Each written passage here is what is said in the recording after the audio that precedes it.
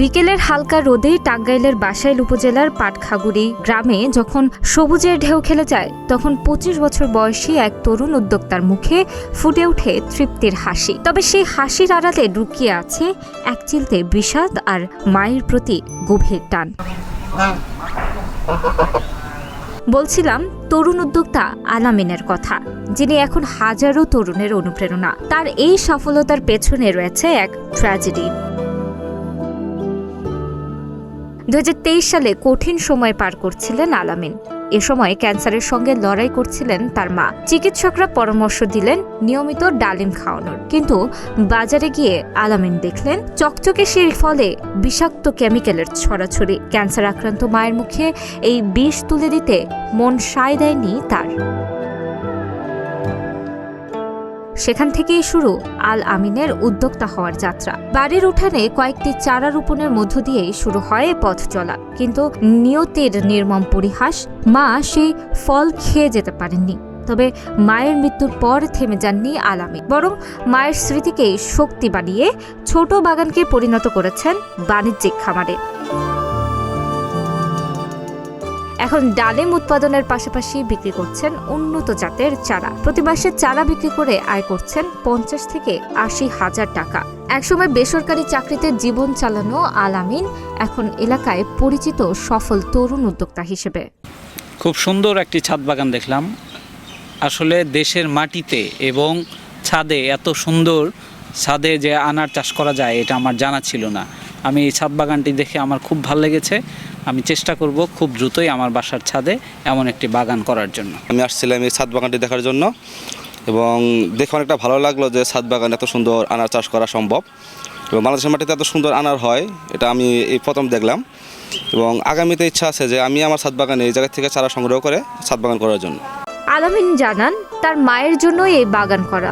আজ যখন মানুষের ছাদ বাগানে তার ডালিম গাছ যায় তখন তার মনে হয় মা হয়তো কোথাও থেকে হাসছেন। আমার যে ছাদ বাগানটা এখন যে দেখতেছেন এটা সম্পূর্ণ কৃতিত্ব হলো আমার মায়ের। আমার ছাদ বাগানটা তৈরি করা বেশ কঠিন ছিল। এর মধ্যে সহযোগিতা করেছিল আমার ছোটো বোন এবং মা। মার যখন ক্যান্সার ধরা পড়লো তখন ডাক্তারটা বললো যে ফ্রেশ ফরমালিন মুক্ত ফল খাওয়ার জন্য। সে ধারাবাহিকতায় আমি নার্সারি থেকে একটা দেশীয় ডালিম কিনে নিয়ে আসলাম। 1 বছর পর দেখলাম সেটা ফল খাওয়া যায় না। যেহেতু ফল খাওয়া যায় না সেই গাছটা আমরা কেটে ফেলার পর আমি একটা ইউটিউবে দেখলাম যে আমাদের ছাদ বাগানে বাংলাদেশেও খুব সুন্দরভাবে আনার চাষ হচ্ছে। এখান থেকে আমি কিছুটা অনুপ্রেরণা হই। তারপরে আমি নিজেও ছাদ বাগান করার জন্য আমি কিছুটা চেষ্টা করি। তখন মা বাবা তেমন একটা ছাদ বাগান করতে দেয় না, একটা বালতিও আমাকে ফুটো করতে দেয় নাই। আমি নাচবন্দা ছিলাম, আমি হাল ছাড়ি নাই। আমি অনেক চেষ্টা করেছি। আমি এটা চাকরির পাশাপাশি আমি ছাদ বাগানটা করেছি। সপ্তাহে 1 দিন আসতাম আর বাকি যে 5 দিন থাকতো ওই 5 দিন আমার ছোটো বোন এবং মা গাছে পানি দিত। আর সাপ্তাহিক ছুটিতে যখন আমি আসতাম তখন কোন গাছে কি স্প্রে করা লাগবে, কী খাবার দেওয়া লাগবে সেগুলো আমি দেখাশোনা করতাম। পরবর্তীতে আমার এই ছাদ বাগান থেকে আমার যে প্রতিবেশীরা আছে এরাও কিছুটা উৎসাহিত হয়। তারা আমার কাছ থেকে গাছ সংগ্রহ করে তারা ছাদ বাগান করতেছে, আবার মাটিতে গাছগুলো রোপণ করতেছে। আমার কাছে প্রায় ছাদ বাগান এবং মাঠ বাগান মিলে প্রায় 1000 খানি মতো গাছ আছে। এখানে আমি প্রতি মাসে আমি সেল করে প্রায় 70 বা মাঝে 80,000 টাকা প্লাস হয়ে যায়। এইখান থেকে আমি মোটামুটি এখন চাকরি বাদ দিয়েও আমি ঠিক সুন্দরভাবে আমি চলতে পারতেছি। তিনি আরও জানান ভালো জাতের কলমের চারা রোপণ করলে 1 বছরের মধ্যেই ফল পাওয়া সম্ভব।